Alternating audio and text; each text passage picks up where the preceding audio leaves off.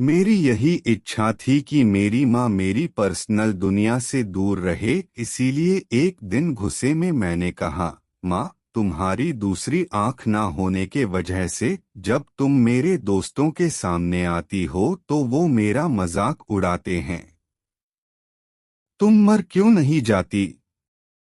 उस समय मुझे थोड़ा बुरा महसूस होने लगा था, लेकिन दूसरी ओर मैं खुश भी था क्योंकि हर समय मैं जो कहना चाहता था वह मैंने आज कह दिया था। लेकिन ये सब सुनने के बाद मेरी माँ ने मुझे कुछ नहीं कहा, और मुझे भी नहीं लगता कि मैंने उनसे कुछ इतना बुरा और दुख देने वाली बात कही हो।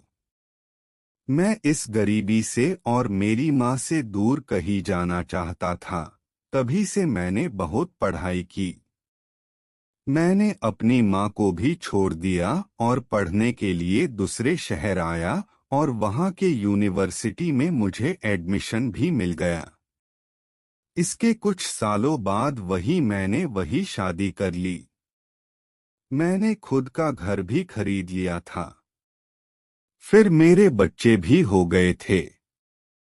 अब मैं खुशी से एक सफल इंसान की तरह जी रहा था। मुझे यह जिंदगी बहुत पसंद थी। दिन ब दिन यह खुशी बढ़ती ही जा रही थी, लेकिन एक दिन अचानक मेरी माँ को मैंने अपने दरवाजे पर देखा। तब सभी मुझसे पूछने लगे कि यह कौन है। तो मुझे कहना पड़ा कि यह मेरी माँ है। तब मुझे ऐसा लगा जैसे मेरी सारी खुशियाँ आकाश से नीचे गिर गई हो। मेरी माँ की एक आंख की डर से मेरी छोटी बेटी भी भाग गई थी। तभी मैंने भी मेरी माँ से पूछा, तुम कौन हो? मैं तुम्हें नहीं जानता, मैंने इन्हें डांटते हुए कहा। तुम्हारी हिम्मत कैसे हुई मेरे घर आने की और मेरी बेटी को डराने की? चली जाओ यहाँ से। इतना सुनने के बाद मेरी माँ ने शांति से मुझे जवाब दिया, ओह, मुझे माफ करे। शायद मैं गलत एड्रेस पर आ गई, और वह चली गई। मैंने भगवान का शुक्रिया अदा किया कि उन्होंने मुझे नहीं पहचाना। अब मैं शांत महसूस कर रहा था, और मैंने अपने आप से कहा कि अब मैं अपनी पुरानी जिंदगी के बारे में कभी सोचना भी नहीं चाहता। कई दिन खुशी से बिताने के बाद एक दिन मेरे पुराने स्कूल का लेटर मेरे घर आया। मैंने अपनी पत्नी से झूठ कहा कि मैं बिजनेस ट्रिप पर जा रहा हूं। मेरे पुराने स्कूल को चला गया। उसके बाद मैं अपने पुराने घर झोपड़ी में गया। मैंने वहां पाया कि मेरी माँ ठंडी फर्श पर गिरी हुई थी।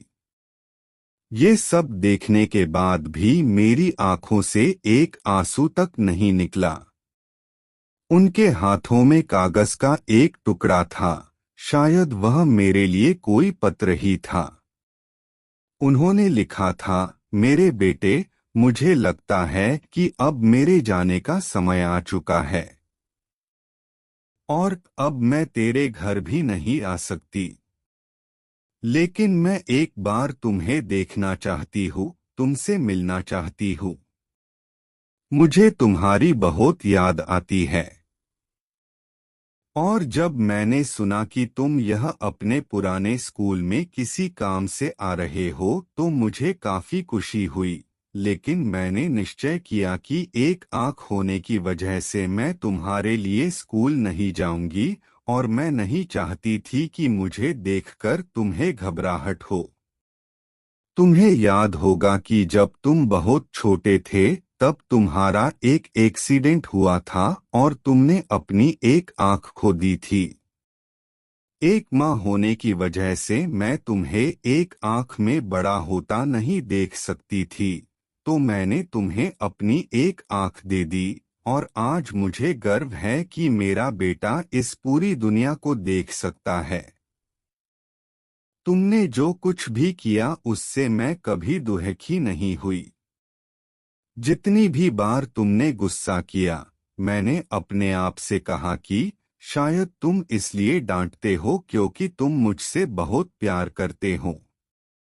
मुझे आज भी वह समय याद है कि जब तुम छोटे होते थे तब हमेशा मेरे आसपास ही रहते थे। मैं तुम्हें बहुत याद करती हूँ। I love you. मेरे लिए तुम ही मेरी दुनिया हो। ये सब पढ़कर मुझे लगा कि मैंने उस इंसान से नफरत की जो पूरी जिंदगी मेरे लिए जिया। मुझे अपनी माँ के लिए रोना आ रहा था। अब मुझे अपनी सबसे बड़ी गलती का एहसास हो चुका था।